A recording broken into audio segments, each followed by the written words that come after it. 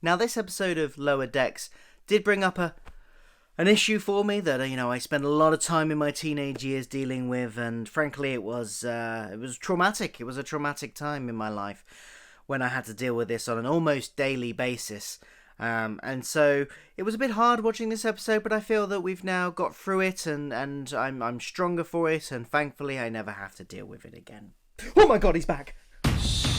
What are you doing? Sometimes I hum warp engine sounds just to soothe myself. I get it. It's like... Security to Deck 11. Something is very wrong down here.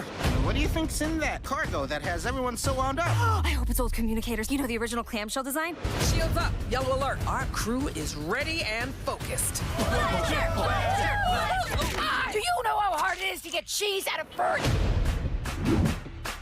Hello, I'm Phil. Welcome to my channel where I talk about all the geeky pop culture that I like, including Star Trek. Here I do weekly reviews of Lower Decks on the channel, so if that interests you, please do hit that little subscribe button because I will be doing the reviews every week, as I just said. This week we're talking about the episode Terminal Provocations, and I will be doing, as usual, a quick non-spoiler review and then a spoiler review later because this is coming out in different times all over the world, unfortunately. So let's kick off with the non-spoiler review.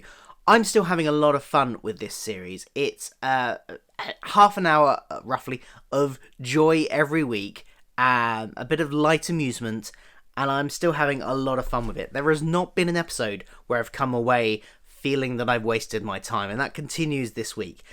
What I really like about it is that, I said this last week, that the show doesn't have a set formula even. It doesn't have a rigid structure that every episode follows, which means you get a lot of new stuff every week. And again, this hits it. This is sort of a story structure that we haven't had quite in this, dealing with things we haven't dealt with yet in this episode. So again, I quite enjoyed it. This is another different type of story, and it plays on a well-known Star Trek trope. And you may think, well, okay, that is doing something again, repetitive. But it's not repetitive within Lower Decks. This is the first time Lower Decks have done it. And they do it in a very unique way.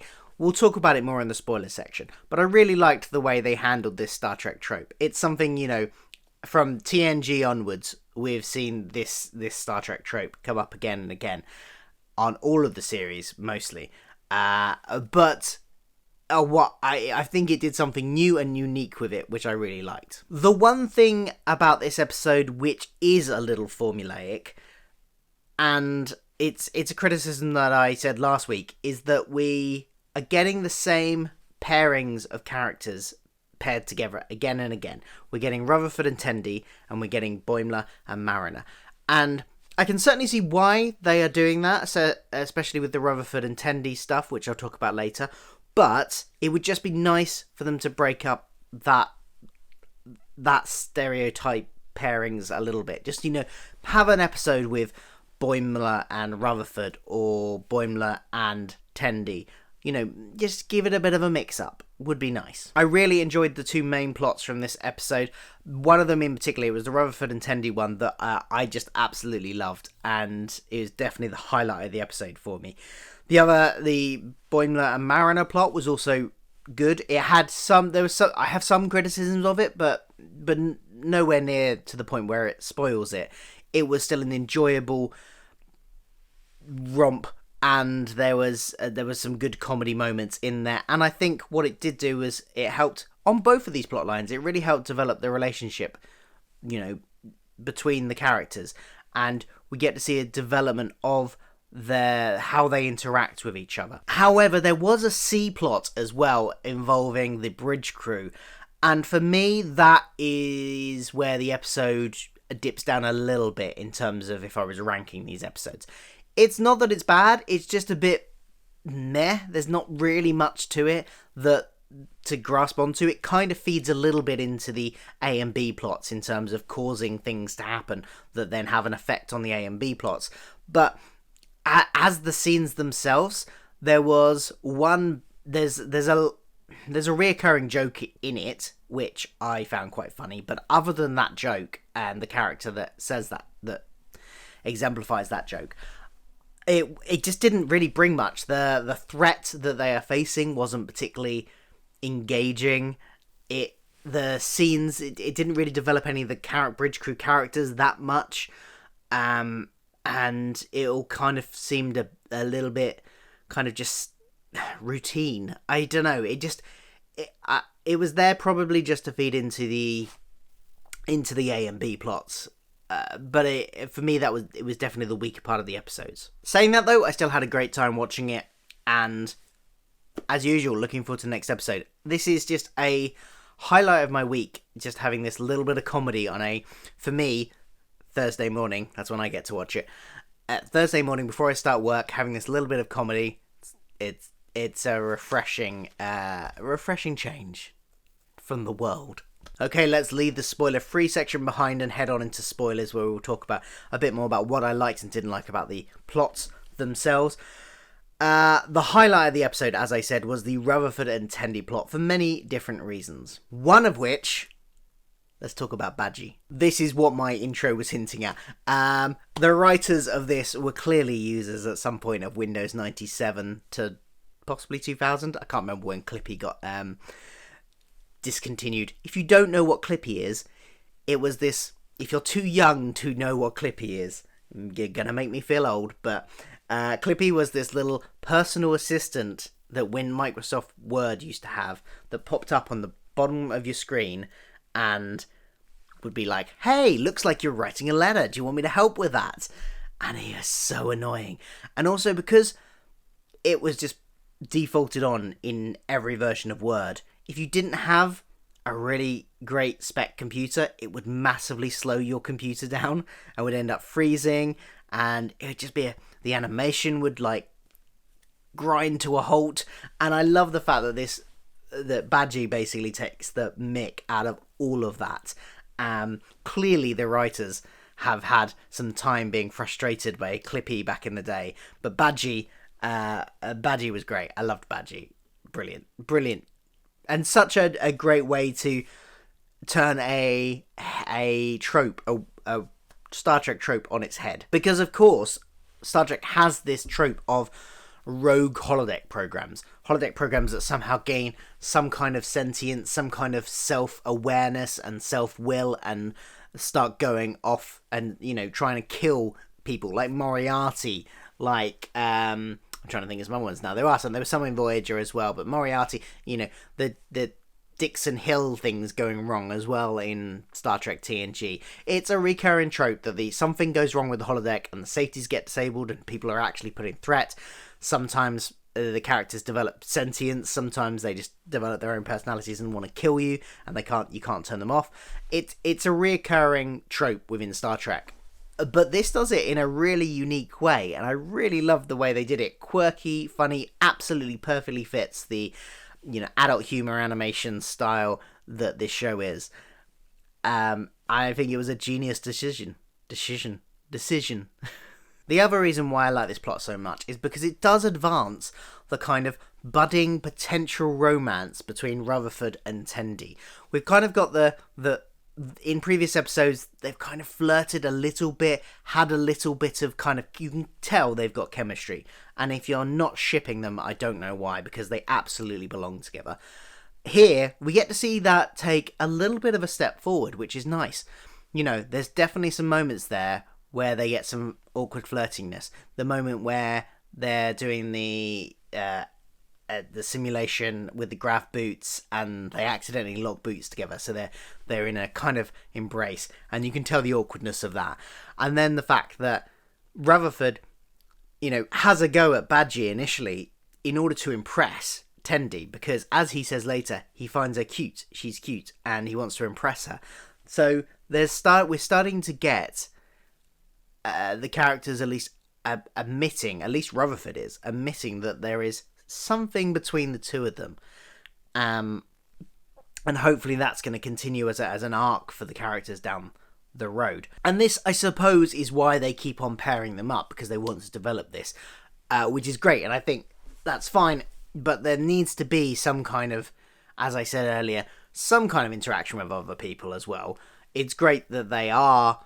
I mean, imagine if Rutherford was working with Boimler, we could have scenes where Rutherford starts to talk to Boimler about his potential feelings about Tendi.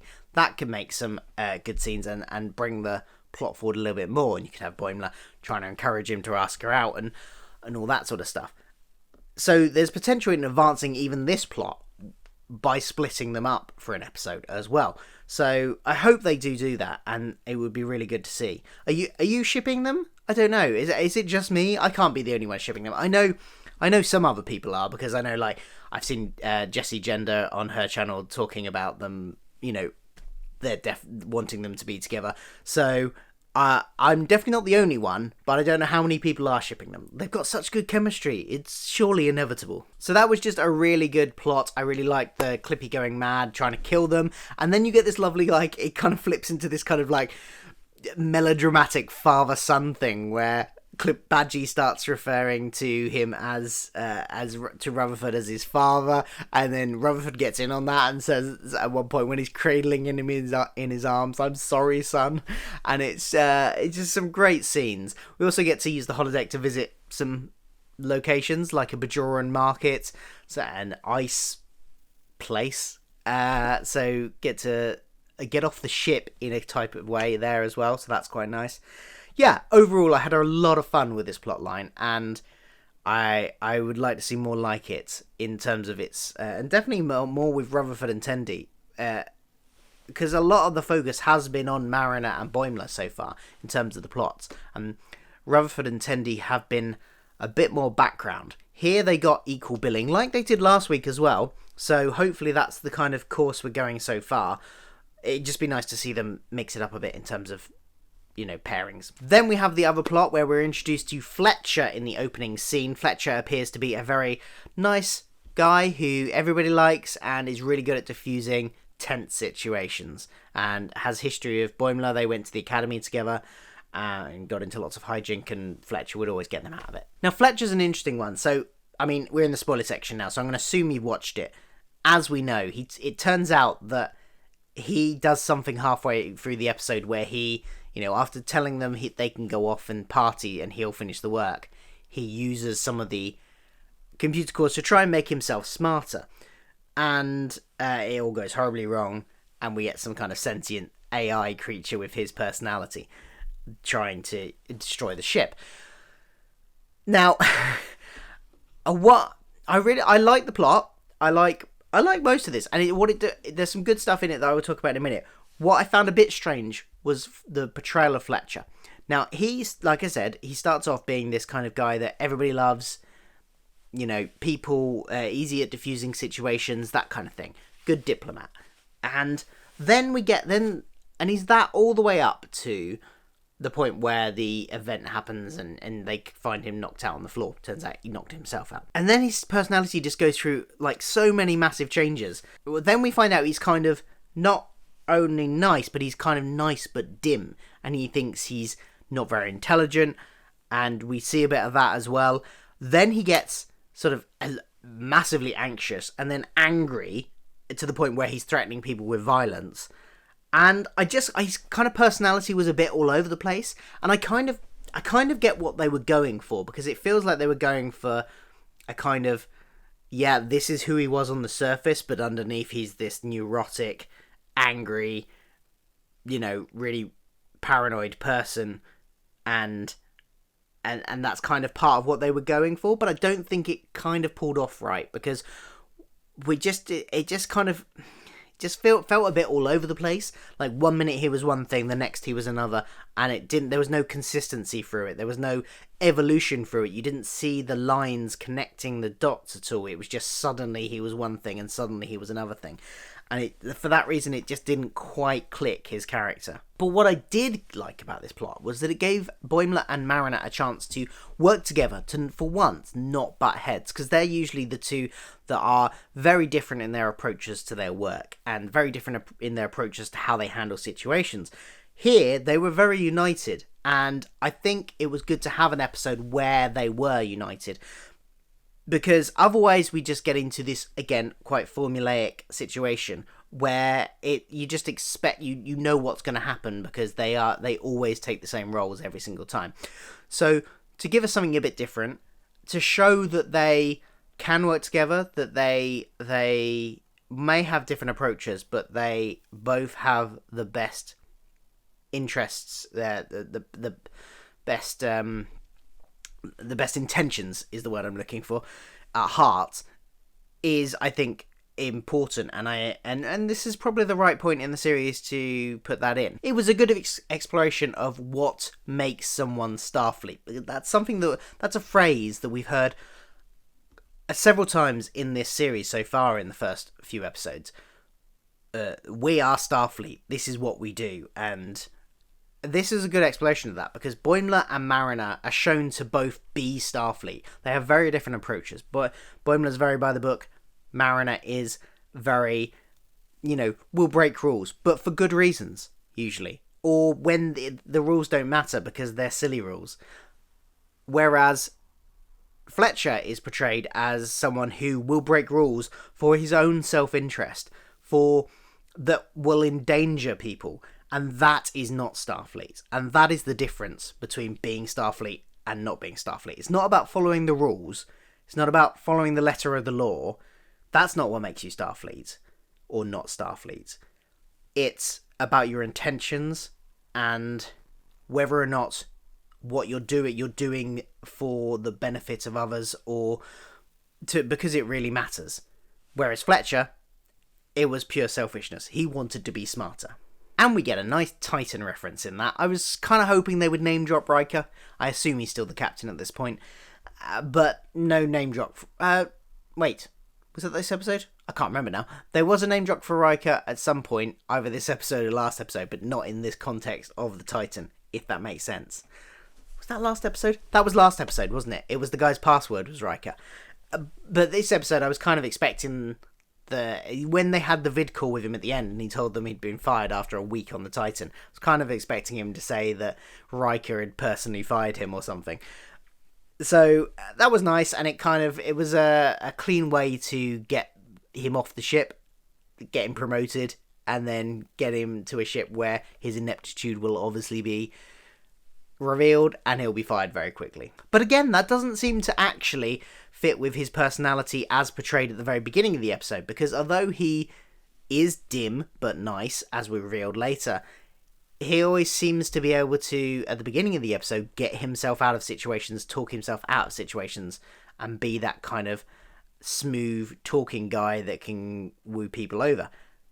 So why that's now completely gone, I don't know. Then we've got the C plot with the bridge crew, and as I said in my non-spoiler bit, I just kind of felt this was a bit meh. The whole salvage plot wasn't that interesting, and we didn't get much from any of the bridge crew characters apart from the security guy. Now, I thought he was brilliant in these scenes, and the comedy of him wanting to fire on them from the very beginning, and the joy when he actually was allowed to fire on them, and then the disappointment when he realised that they'd left it too late and the weapons were offline, was brilliant. I loved that, but that wasn't enough for me to make it feel like the scenes themselves are worthwhile. They kind of feed into some stuff that's happening, like with it is the cause of some of the stuff that is happening with the other two plots. So I guess it needed to be in there for that, but I don't really have much to say about it. It was kind of meh, but it didn't stop me from enjoying the episode as a whole, because it was such a small element of the episode anyway. So that's my thoughts. What did you think of this episode? Did you like it? Let me know in the comments below which bits you liked, which bits you didn't. Are you shipping Rutherford and Tendi? Let me know in the comments below, and I am going to go and make sure Clippy is nowhere on any version of Word I still have.